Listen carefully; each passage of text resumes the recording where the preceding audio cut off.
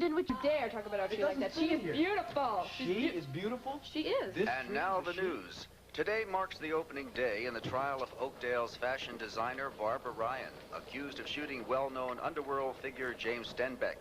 District Attorney Tom Hughes insists he will not be deterred from prosecuting to the full extent the laws of this state allows. Well, that's good. Maybe I'll go over there today and see if I can help Barbara out somehow. Maybe pick up Paul from school, do something nice like that for her. You're a very special person. I know that. What do you think of our first tree there? I think it's pretty nice. It's perfect. Well, it's really not, though. It's perfect. It's perfect, just like you. Really? Yes. Thank you. That's very nice. I'm glad we have this vacation, Christmas vacation. God, we don't have to go near that campus for a whole week. Lily, listen, I'm really sorry that we had to run into Holden and Emily. I'm sorry. That's okay. Okay. I needed to go there to make sure that... Make sure that... it's over. You won't be standing out on that knoll anymore, looking down on us. No, I guess you won't. Okay, I see it going. Oh, we'll trim the tree when you come back? We'll trim trees, we'll do whatever. Whatever you want, okay? I love you. Okay? Bye.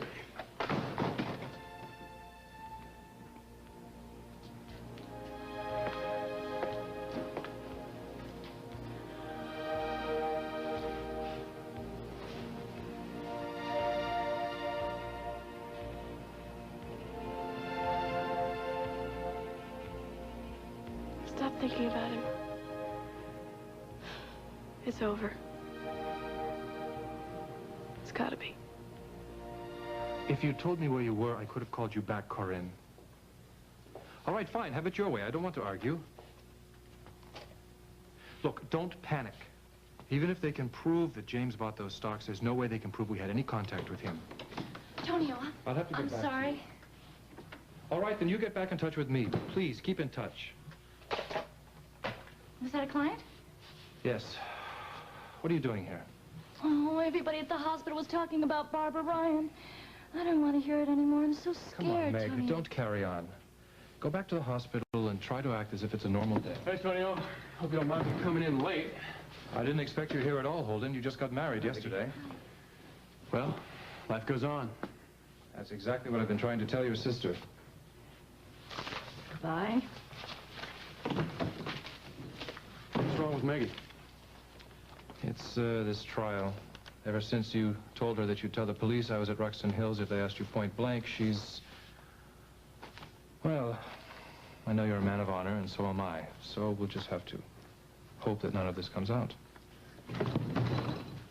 Hold on, I want to talk to you now. Alone.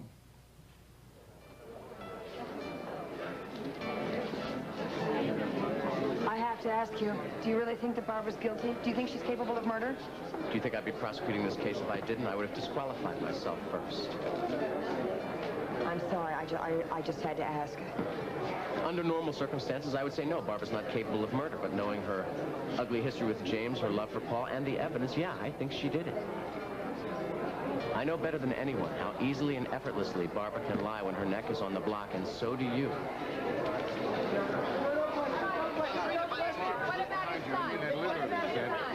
And don't worry about Paul here, because Andy's going to pick him up and bring him back to our house after swimming practice.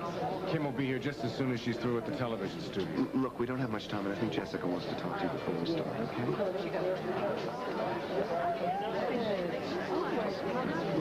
Darling, I know you were going to be here. what are friends for, my darling? I would be here even if I hadn't been subpoenaed by the DA. All set, Barbara. Chins up. You know you didn't do it. She's right. She's right, you know, and I want you to hang on to that file.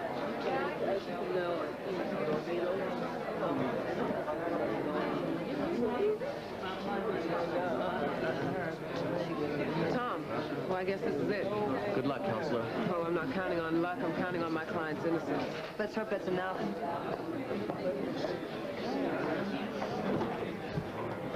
Barbara, for what it's worth, I just want you to know that I believe you. And so do a lot of other people. Oh, you've already made it inside. Yeah, save me a seat. I want to have a word with her. Come on.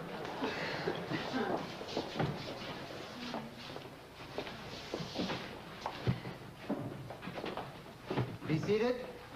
Court is now in session. The Honorable Judge Clarence Emerson presiding.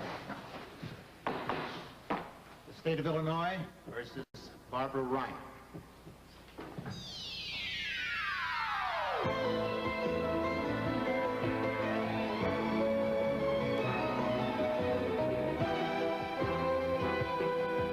The Emmy Award winner, As the World Turns.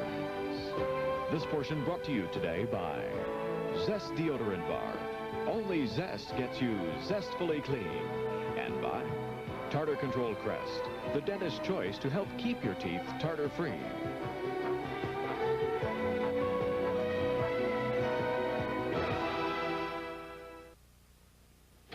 Sorry to keep you waiting, Seth, but Tony needed my input on something. And now that we're full business partners... Well, how did you happen to become full business partners anyway? Is it because you saw Tonio up at Ruxton Hills the night Stenbeck was murdered, and he's buying your silence or something? I don't know what you're talking about. I've heard you and Meg arguing. Now, how did you know Tonio was up there if you didn't see him? I don't even remember what I said to Meg. I was angry, I was tired... Oh, and all of a sudden now you're a business partner here. I don't like what you're implying. Well, I don't like it either. You know, I'd flatten anybody that would say that you'd stand by and watch an innocent woman go to trial for a murder if you knew something. So who says she's innocent? Innocent until proven guilty. That's what a trial is for. For God's sake, she can't have a fair trial if she doesn't have all the facts. So, what did Meg tell you? I haven't spoken with her yet. This is between you and me. I want a straight, Holden, I want a straight answer. Did you see Tonio up there that night? Excuse me, Holden. Angela Visconti calling from Rome. I told her you were in the middle of something, but she insisted. No, it's no problem. Seth and I are finished. Use my office. Thank you.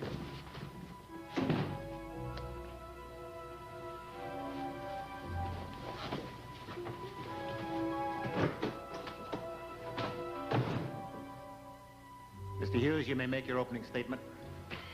Thank you, Your Honor. Excuse me, Your Honor. We'd like to make a motion that witnesses be excluded during testimony.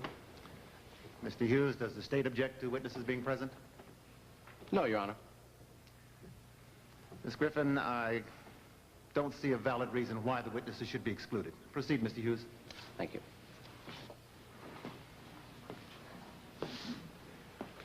We are, each and every one of us, here today to see that justice is served.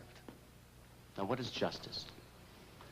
Justice is the use of power and authority to uphold what is right in this world through an impersonal, impartial presentation of the facts. Now, it is up to you, the jury, to decide what is just based on the evidence, and only the evidence that you hear during this proceeding. Now, the name James Stenbeck is certainly not unfamiliar to any of you. He's been on the front page of newspapers, featured in TV newscasts, and hardly in a favorable light. But you must remember that James Stenbeck is not on trial here today. In the eyes of the law, every man, every woman, every child must be treated as an equal in life and in death. And anyone that chooses to take the life of another human being must be brought to judgment. Now, we will show that a man, a human being, was shot from behind twice. Hardly an act of self-defense. This was murder. Now, we will show that Barbara Ryan had ample motive, opportunity, and the means to commit this crime. She was found at the scene of the crime with a gun in her hand. A gun later proved to be the murder weapon, a gun with only her fingerprints on it. But that's not all. We will produce witnesses who will attest to the fact that on more than one occasion, Barbara Ryan publicly announced her intention to kill James Stenbeck if ever given the chance. Order. Order. Please proceed. Well, we believe that that chance did present itself, and that Miss Ryan did kill him.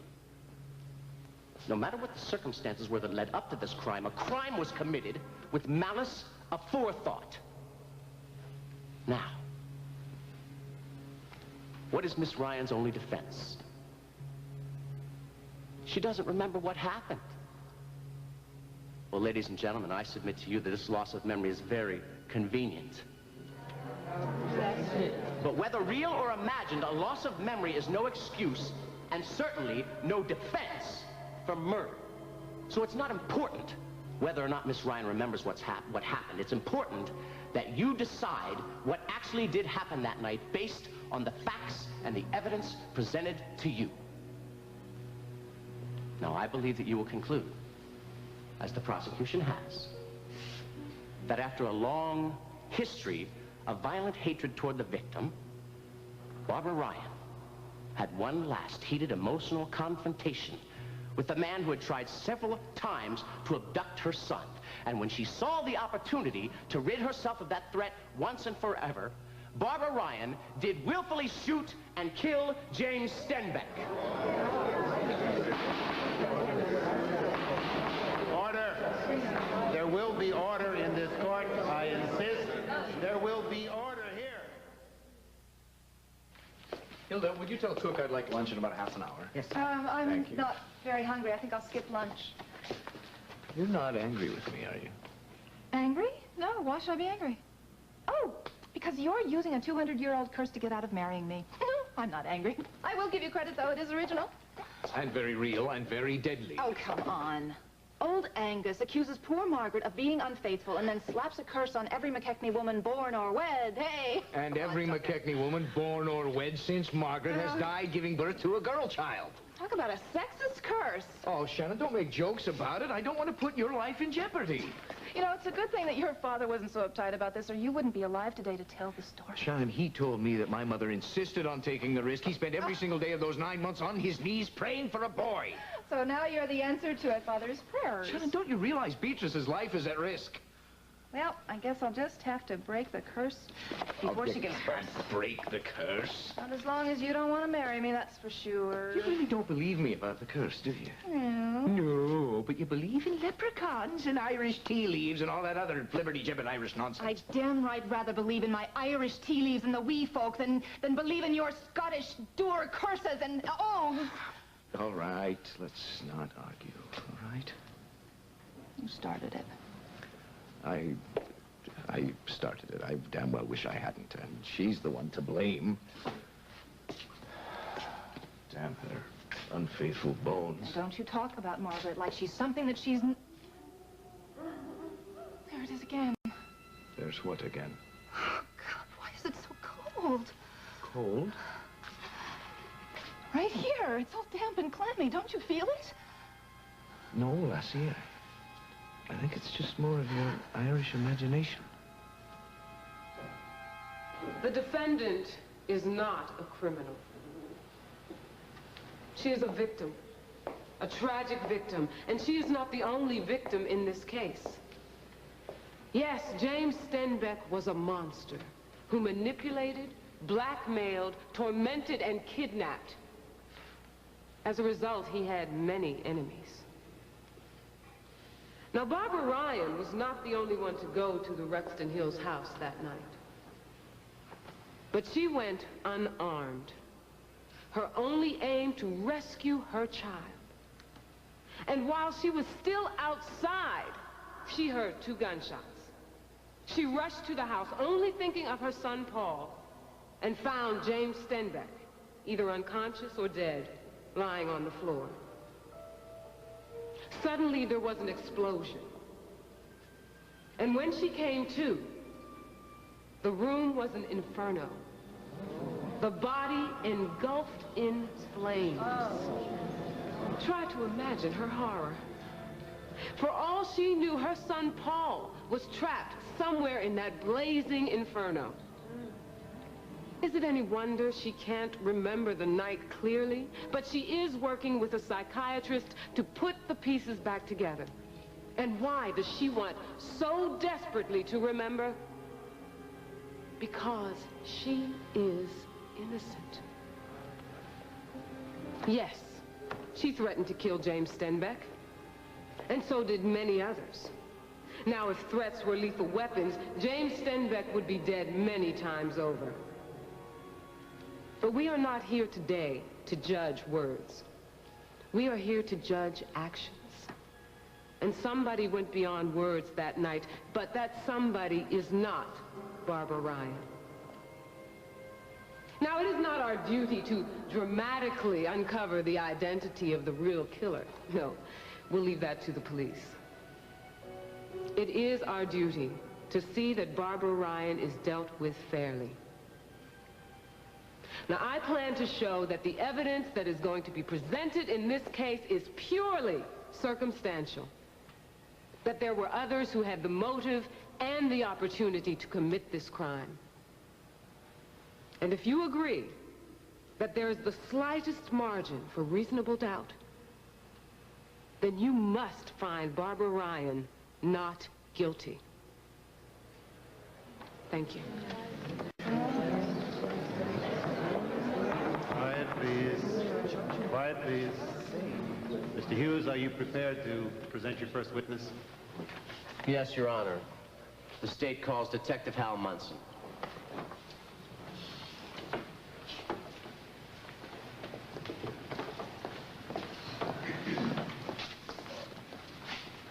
Raise your left hand. Do you swear to tell the truth, the whole truth, and nothing but the truth, so help you God? I do. You seated? Oh, it's good to see you, John, but, Dusty's not here. That's all right, Lily. I actually came by to see you. Me? Yeah. Want some coffee? Tea? No, nothing like No? that. Place is shaping up real nice, except you got a dead tree there, Lily. It's not dead. It's lopsided. But once we decorate it, it'll be fine. Yeah, we all have days like that, you know. Lopsided, dead days. Appreciate very much what you said to your mother at the hospital the other day. It's very nice of you. I know it wasn't probably easy for you. I understand you forgave her for withholding all that information about James Stenbeck. That must have been hard for you. Well, once I understood what she was doing, I mean, she was trying to protect you. She's trying to protect Craig. She's also trying to protect me, but I didn't think that I needed any protection after all. But then again, you know, if I'd known Stenbeck was in town, I think I would have gone after him with the meat cleaver. I almost did, so maybe your mother's right. Maybe I did need protection from myself. She knows me pretty well. I think you know her pretty well, too. Yeah. I'm glad you have each other. Dusty and I were worried sick about her for a long time. Well, I just came by to thank you for talking to her, and I also want to ask a favor of you. Oh, no. Yes. Well, this is the first Christmas that Lucinda and I are going to be spending together, and I wanted to get her something very special. And, well, there's really only one thing she wants, you know, that's real special, and that's you. And I was hoping that maybe you could just drop by, just for a visit during the holiday. Excuse me. Hello? Hi, Lily. Hi, Grandma. Hello. Listen, I'm going to be in town. I'm going to be doing some errands around. I wondered, I'm going to be rather close to you. Would you mind if your grandma stops in and pays you a short little visit? I would love that. Good. Well, I'll be along shortly. You sure it's a good time? It's perfect. Oh, you don't know how to get here. It's the old Peabody estate. You go through the main gate, and it's on the side. No, I know where it is. Great. Well, I'll see you then. All right. Bye-bye. Bye-bye. That was Mrs. Snyder. Yes, I gathered that. It's very nice that you and Emma get along so well. I mean, considering the circumstances. Yeah, I'm glad we do, too. Are you sure I can't get you anything? I made some really good no, cookies. don't start in with that, okay? I got to be running along. I got to get to the courthouse. Okay. I want you to think about Christmas, though. I will. But I can't make any promises. I'm not asking you to. Just think about it. I will. Thank you for being so understanding about that. What are you doing here? Lily? Hi, John.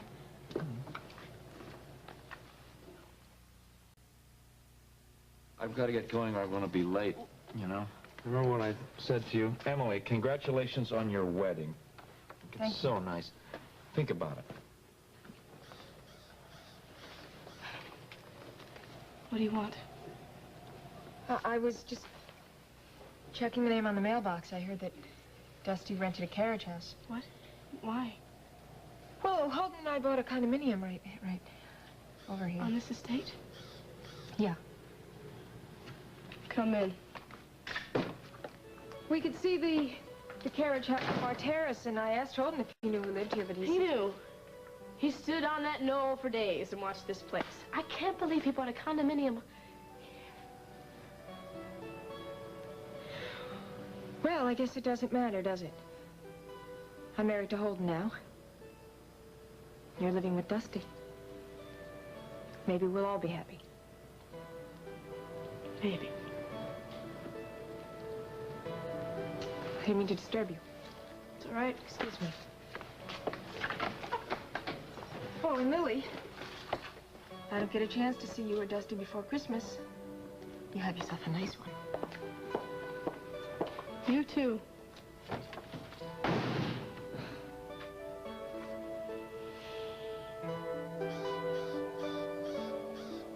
Meg, don't you... I've heard you and Holden arguing that night about Tonio being up at Ruxton Hills. Well, I've heard wrong. Look, she hates Tonio. She's going to do anything to hurt him. Why did you say that you were worried that Tonio had murdered Stenbeck? I didn't mean that. I was upset. I didn't know what I was saying. Something made you say that. Look, I've got to go to Meg, class. listen to me. A woman is on trial for her life now. And for some reason, you and Holden are withholding evidence that might help her. I don't know anything that can help Barbara, I swear. Look, just drop it, please. And if you really love me, you're not going to say anything to anybody, all right? Please. Meg. State's Exhibit A, Your Honor. Detective Munson, when was the first time you saw this gun on the night in question? In Miss Ryan's hand. And where did you first see the defendant? Lieutenant McCloskey saw her coming toward us through the trees. Coming from the direction of the burning house. That's right. And what was her condition? She seemed dazed, extremely disoriented. And that's when you saw the gun right away? Detective Munson? No. Why, was she trying to conceal it? No. She had a jacket draped over her arm. You were there. You saw Did you what question happened. her? No, I didn't question her. Not officially. Not at that point. She seemed extremely confused. Did you ask her if she'd been inside the house? Yes. And what did she say? Nothing. She simply nodded. Did you ask her anything else? I asked her if there was anybody else inside the house. It was still in flames. And what was her reply? Her exact words were James dead, but that doesn't mean Please that she restrict had your anything answers only to my questions. Now, did the police run a ballistics check on this weapon? Yes. And it was proved to be the gun that fired the 2 shots that killed the victim? Yes, but A that... simple yes or no is fine. And the gun is registered under the name of Barbara Ryan? That's correct. Any fingerprints? Yes. Whose? The defendant's. Any but others? No. No more questions. Please. Quiet, please. Does the defense wish to cross-examine? Yes, Your Honor. Detective Munson, what was Miss Ryan's condition when you saw her? Like I said, she was dazed. She was extremely disoriented. When I mentioned her son, Paul, she became hysterical. She seemed to think that he was still inside the house. Then she fainted. I took her directly to Memorial Hospital. And you were eventually able to question her? After medical treatment, yes. Did she tell you why she went to the house that night? Yes. She said she went to the house to save her son. Did she explain why she didn't ask the police for help? Yes. She believed that Stenbeck might use Paul as a shield in an escape attempt, and she was afraid that her son would be caught in the crossfire. So she went alone? Yes. Unarmed? Yes. Did she tell you what happened after she arrived there? She said she walked around for a while, frightened. She looked into one of the windows, but she didn't see anything. And she was still outside when she heard 2 shots.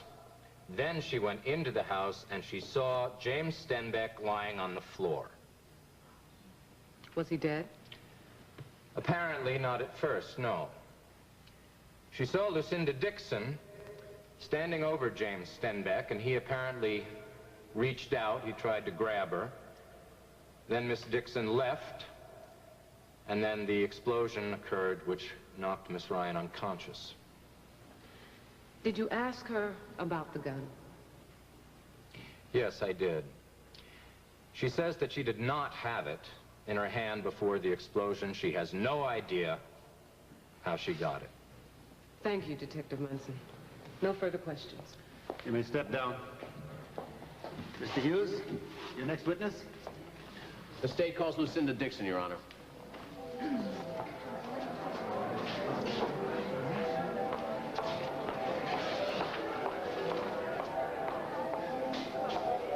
Raise your left hand. Do you swear to tell the truth, the whole truth, and nothing but the truth, so help you God? I do. Please be seated. Could you give me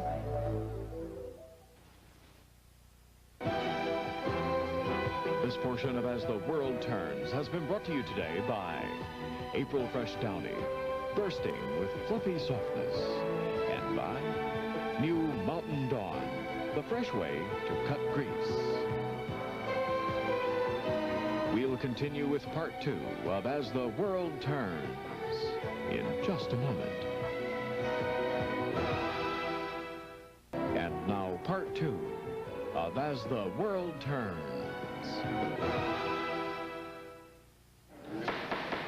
Quiet, please. Quiet, please. This is a scale model of the house and grounds at Ruxton Hills, Your Honor. We would like to enter this as Exhibit B for the state. Mrs. Dixon, you're close personal friends with Barbara Ryan as well as a business associate, am I correct? Yes, I am. And you had information that led you to believe that James Stenbeck was back in Oakdale prior to the night in question. Yes. Did you know that Barbara Ryan had that information as well? We never discussed it. But you did discuss James Stenbeck. Well, in a general way, of course we did. Now, did Barbara Ryan ever vow to revenge herself against James Stenbeck for his attempts to abduct her son? She was very concerned about... Please answer the question. James Stenbeck was scum. He was an animal. Mrs. Dixon, please. Did Barbara Ryan ever threaten James Stenbeck in your presence? Mrs. Dixon? Nothing specifically that I can recall. Let's go back to the night in question. Now, Barbara Ryan has stated to the authorities that she saw you standing over the body prior to the explosion. Did you see her? No, I didn't. Is this model accurate? Yes, as far as I can tell. Then correct me if I'm wrong. You were standing in the living room over the body approximately here, and Barbara Ryan entered through this door, let's say maybe 8, maybe 10 feet away, yet you say you did not see her. I didn't. It was dark. It was candlelit. I was focused on the body. I'm not that used to seeing dead bodies. Dead, I believe that you have stated that he reached out and grabbed for you. Yes, he did. It was really, it was bizarre. It was appalling, and I made a beeline, and I left through the door that I came in. So he was alive when you left? Objection. Calls for conclusion by the witness. Sustained. The jury will ignore the question. How long after you left the house did the explosion occur? Seconds. Could you be more specific? Well, I was running. What is he trying to get at? My car. If James was alive when she left the house, then he needs to demonstrate that there was still enough time. For me to kill him. The engine. That's when I heard the explosion. So, in fact, it wasn't seconds. It was more like a few minutes. Perhaps. Yes or no? Yes. Let us go back one more time to when you were standing over the victim's body. Did you see any blood? He was turned away from me, and I approached to have a look, and he was bleeding from the side of his mouth. Your witness. Mrs. Dixon, did you have a gun with you when you went to the Ruxton Hills house that night? Yes, I did have a gun. The police have examined it. It was not fired. And did you see another gun anywhere near or around the house? I must remind you, you're under oath. Miss Griffin, I don't need to be reminded. I am thinking. No, I think the only gun I saw was the gun that I had. And when did you turn it over to the police? That evening, when the police questioned me. How long after you left the house? A couple of hours. So you had time to go home and clean up? What does that mean? After you left the house and before you drove away, did you hear any gunshots? No. Afterwards, no. Mrs. Dixon, why did you go to the Ruxton Hills house that night? I believe that was where James was keeping Paul, and I went to be of some help. And what exactly was your relationship with James Stenbeck? I'm not sure I understand that question. Isn't it true that you were in business together at one time? Oh, yes. Yes, I hired him. He was running one of my management divisions. Mm-hmm. And then you fired him? I didn't get a chance to. He left town. But you had planned to fire him. Absolutely. Why? He was involved in stock manipulation. He was trying to take over my company, Walsh Enterprises. So you weren't pleased when he returned to Oakdale? Hardly. Why didn't you turn him over to the police immediately? Well, to make a long story short,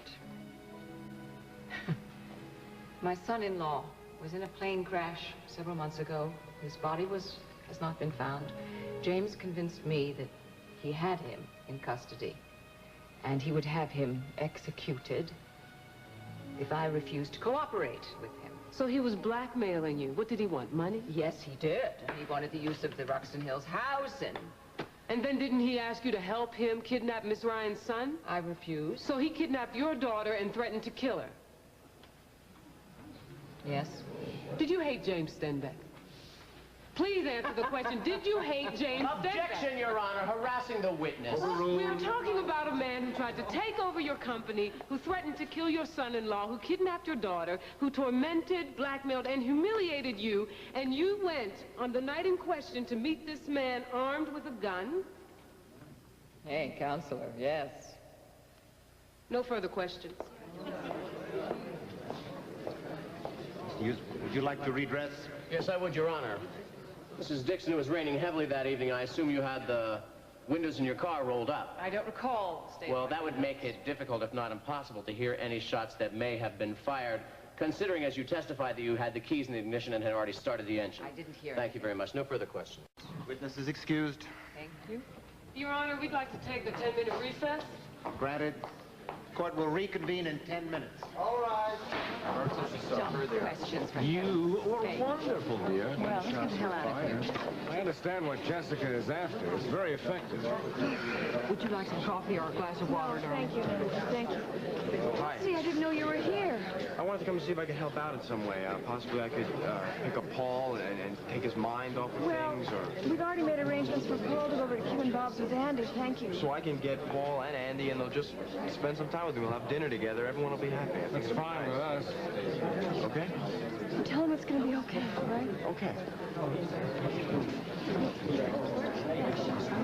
Your grandfather would be very proud of you. Look, we're not going to do Barbara any favors by hanging around here. Why don't we go back to the station, all right? Yeah, just give me 1 second. Jessica's right, you know, there were a lot of people who wanted Stenbeck dead. The jury's got to see that. Hang in there, all right? Excuse me, Hal. I'd like to talk to Barbara before the recess is over. You know what? What? You know who isn't here? Emily Stewart. Yeah, I got to take that down. You're right. That's interesting. Yes.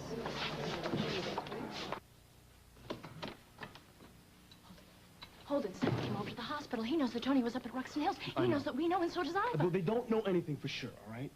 Unless you told them. No, I didn't say anything. Okay, well, I didn't say anything either, so just cool it, all right? Meg, what are you doing here? Well, I was Christmas shopping, you know? Huh. Spending money always does make you feel better, doesn't it? Holden, hi. Hi, Emily. Emily, how would you like to go Christmas shopping with me? Oh, I don't know, Meg. I want to talk to Holden first. Well, if that's another client, the two of you can use my office. Newlyweds should have some special privileges. Yes? I'm looking for Emily Stewart Snyder. Yeah, that's me. Oh, yeah, your doorman said I'd find you here. You've been subpoenaed to appear in the trial of the state of Illinois versus Barbara Ryan.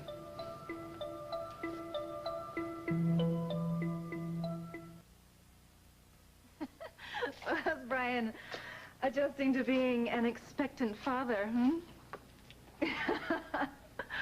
Listen, Beatrice, are you going to find out what sex the child is before?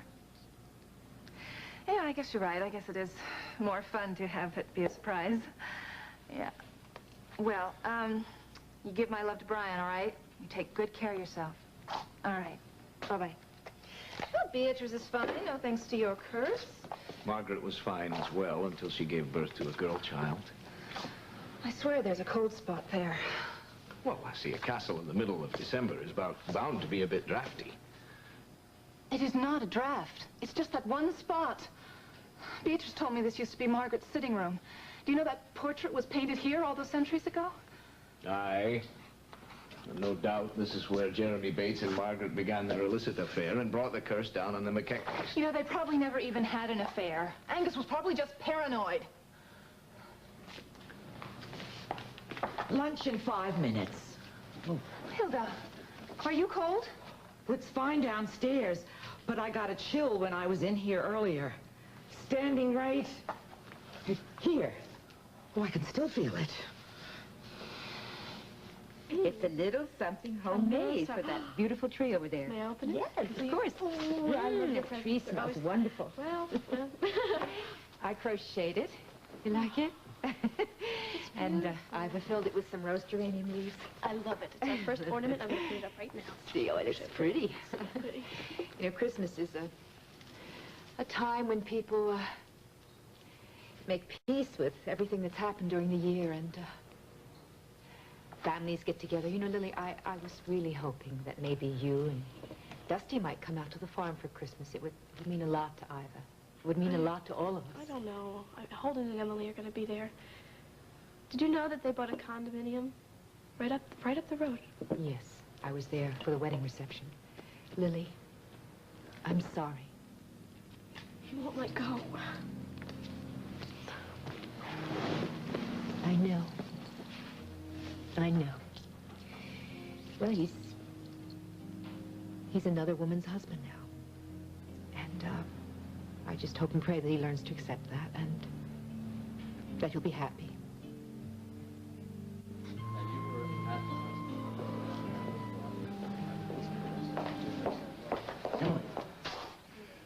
Ivor told me that you were called to testify. So what do you want? Look, it's about Holden. I think he knows something that went on that night up at Ruxton Hills, and he's not talking. I'm afraid he could get in big trouble if he's withholding evidence. Phil, what do you want me to do about it? I want you to talk to him. You're his wife now. Convince him to come forward. Because if he doesn't, then Barbara's convicted. I was in emergency when Barbara was brought in. She was in shock. Would shock account for a loss of memory? It's been known to happen, yes. But you have had cases of shock without a memory lapse? Yes. Did you have occasion to observe the defendant during the weeks prior to the night in question? Yes, she was at our home very often, usually with her son, Paul. Did she seem tense, nervous? Yes. Given to outbursts of emotion? She was under a great deal of pressure. Did she say why? Well, she didn't have to. It was obvious. Objection. Calls for a conclusion on the part of the witness. Overruled. Continue, Dr. Hughes. Did she seem frightened and even angry at James Stenbeck's attempts to kidnap her son? Did she feel that he wouldn't give up until he had been successful? She said as much, yes. Dr. Hughes, did Barbara Ryan ever threaten the life of James Stenbeck? Please answer the question. Yes, but there are reasons... Yes or no? Yes. To the best of your recollection, what did the defendant say? Should I repeat the question? No, that's not necessary. She said that she would kill James rather than have him take her son away from her again. Order. Order. Order in this court. You feeling any warmer now, Lassie? Now, don't make fun of me. I tell you, there is a cold spot in here, and I do hear a woman crying, and I do smell a heavy perfume. I know what. Why don't we go pick out a Christmas tree? How do you like the smell of evergreen, huh? We'll decorate it tonight and over a glass of fine cognac. How does that sound? I do like your style, McKechnie. Why don't we make it a stinger? It's more relevant to our history and Christmas, and it is green. Hmm? I do love you, Miss O'Hara. I'll be back for more of the same. Tease. Oh, Margaret. Wonder how many Christmases you had to spend alone. Lunch is finally ready. Oh, Hilda, come here. Did you really feel a cold spot right here? Oh, yes. Well, Duncan didn't. At least he said he didn't.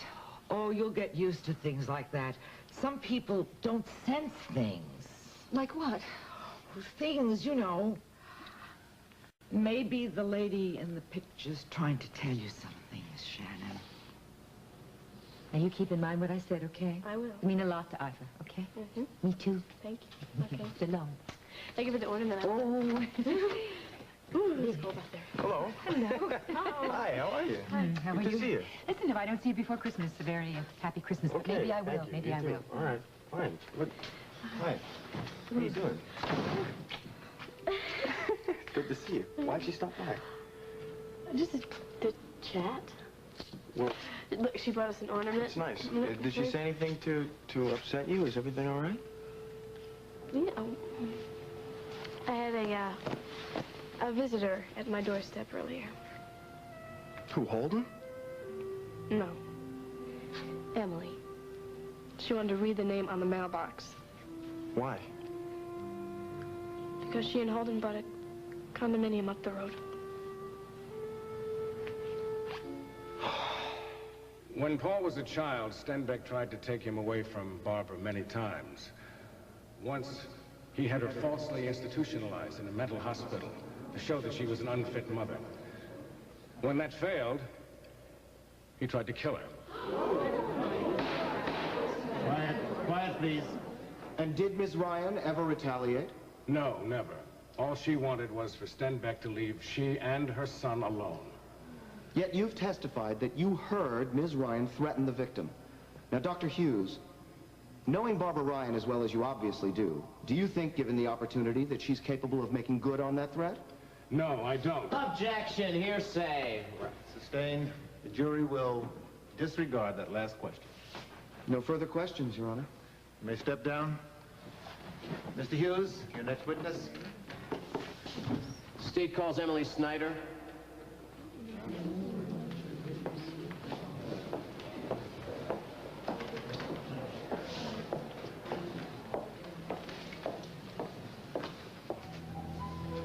Raise your left hand. You swear to tell the truth, the whole truth, and nothing but the truth, so help you God.